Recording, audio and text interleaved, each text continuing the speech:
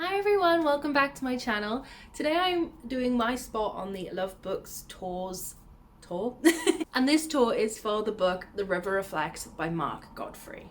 I want to say a huge thank you to both Love Books Tours and also the publisher and the author for providing me with a copy for this tour. I want to start by saying that this is a very peculiar, out of the ordinary book, and when I saw the synopsis I realised that I had to have a try of this at least and see what was going on, because the description was very, not vague, but it gave a lot of detail, but in a way that I was like, I don't understand what this book's about. And in the best way, I was confused. But we follow Sylvia, who at the beginning of the book thinks she's being stalked, and outside of her window she can see some very strange man who seems to be there quite often. And we very quickly realise that that is not a stalker. Well, I mean, he does stalker activities, but he's not a stalker. But it's actually Victor, who is working on behalf of a secret sponsor and are looking for an artist, which our protagonist Sylvia is. She is a, I wouldn't say struggling, it does say struggling artist, but you know, she's just a artist.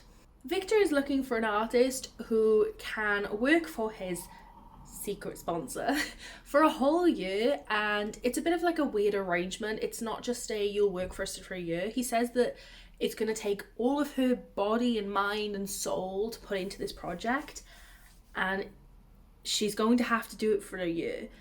And it is about making art that depicts the Holocaust. At first I was very confused as to why and what was going on, and there isn't much explanation.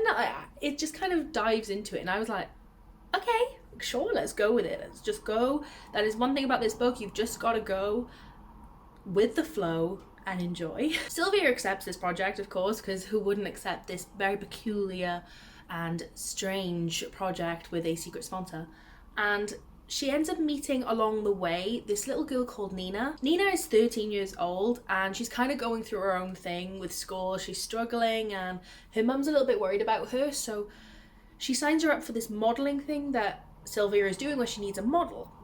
And so Nina models for her, and both Sylvia and Nina's mother realise how much Nina comes out of her shell when she is modelling. She just knows what to do and she's doing it so well. And she is Jewish, which there was a discussion about the fact that Nina was a Jew, and obviously the Holocaust, the mother was worried about what type of art this would be, not glorifying what happened. That was a whole discussion as well. Now what I really liked about this is it was like a bunch of stories coming together. So you learn more about Nina, you learn more about Victor and this whole secret sponsor business, you learn more about Sylvia, and you see how she takes this project and discovers things and sees a change in herself. And what I find most interesting about this book is it is based around the Thames and the river. So it is described consistently through the story, and the descriptions of this river are so beautiful, and it's very subtle, especially at the beginning. It's just there, you get the descriptions and they're walking around the river, but it is always there running through the story, and it's kind of like the backbone spine of the story and what connects everybody. It's just a really beautiful way of basing a story. But I do just want to read you a little part of the thing on the back, and it is a family drama that champions the structures and beliefs that underpin a civilized society. The river reflects faces the darkest shadows of human nature. With the Thames winding relentlessly through this compelling story, Sylvia, Victor and Nina and those around them progress from fear and isolation to seek love and fortitude and redemptive power of the human spirit.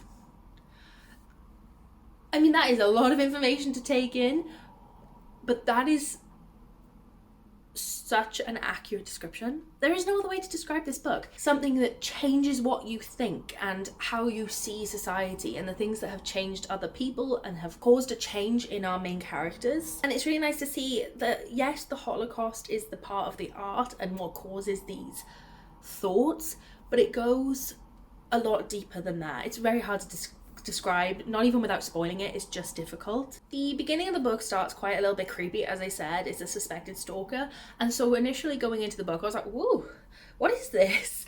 I did not expect this, but obviously it's quickly changed, and the whole scenario and pacing of the story does change in that aspect. But I really enjoyed that creepy story. It got me hooked from the beginning, which is something that leads on to the fact that the writing style in this book is so unusual and unlike anything I have ever read before.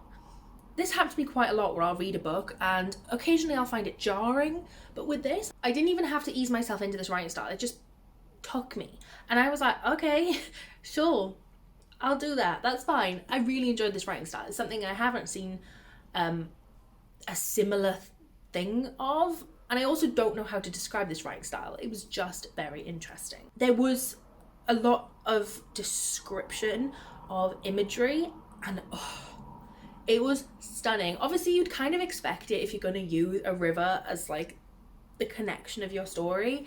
But it was really impressive how well Mark Godfrey used descriptions and imagery to create a very beautiful story. So I didn't just enjoy the plot line, I did also really enjoy seeing the setting and the scenery around, because it was all described, and at some points our protagonist would look out of her window and she would just describe the scene in front of her. I could just picture it perfectly. Same with the art studio. The way the art studio that Sylvia owns was described was just really pretty, and the art, it was all discussed, and I can't really say much more than it being pretty, but not in the flowery way that I personally dislike. It was just nice imagery that did not affect the plot. It did not take away from it. It just added to the experience overall. It just felt really effortless as a book.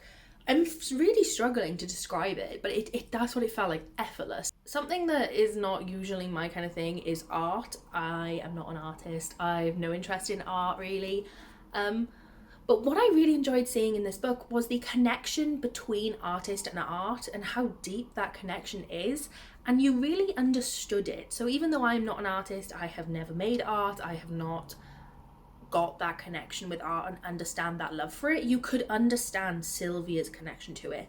And obviously it is about artists and someone who loves art trying to buy art.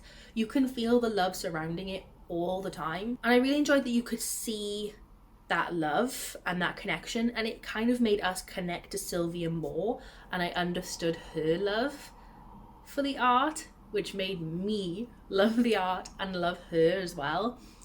It was just a really good way of connecting you to the protagonist in a way you would not usually expect. Of course, this book is a mystery to it. It has the trying to uncover things, understanding what's going on, because for a lot of the book you are in the dark, not understanding why this is happening. She's just making art and you're kind of like, okay.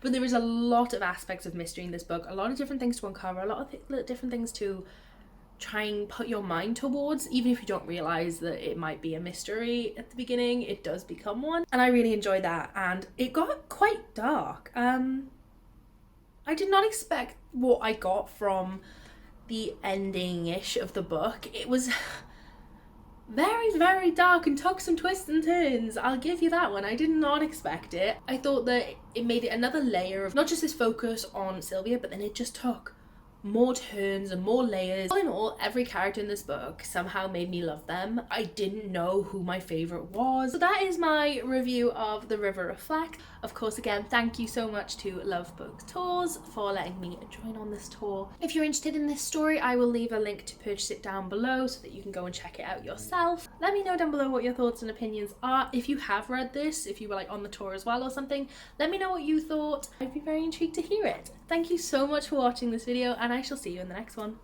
Bye.